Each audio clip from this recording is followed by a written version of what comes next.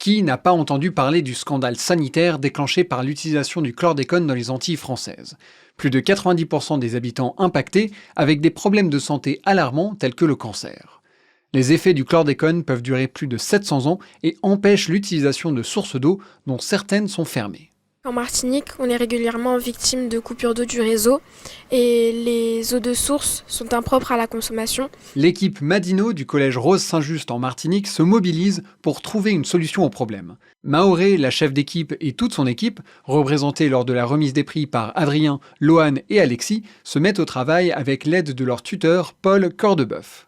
Nous avons créé un filtre par gravité à médias séparés qui n'utilise aucune source d'énergie ou de produits chimiques. On met directement l'eau tout en haut du filtre et elle va s'écouler jusqu'au réservoir. Donc on a d'abord notre céramique poreuse.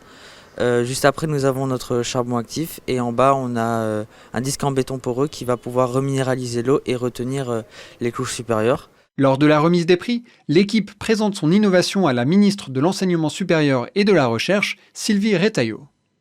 Bonjour, je suis la chef d'équipe de Madino. Notre projet, un filtre par gravité à médias séparés qui permet de résoudre la problématique de la qualité de l'eau en Martinique, aux Antilles et partout dans le monde. Très belle idée, bravo enfin, et très clair. Merci pour l'explication. Merci à vous. Les médias sont nombreux à saluer la qualité de la démarche engagée par l'équipe. Après le kick-off de l'accompagnement à Paris, lors duquel l'équipe rencontre les experts de BPI France et la ministre de la Santé et de la Prévention, Mme Firmin Lebaudot, l'équipe se met immédiatement au travail.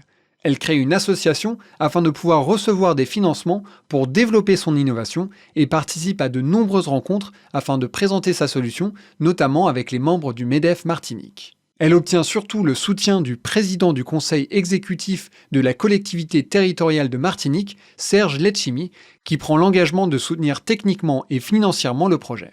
Elle se concentre aussi sur la priorité: prouver scientifiquement que le filtre par gravité à médias séparés élimine bien le chlordécone de l'eau.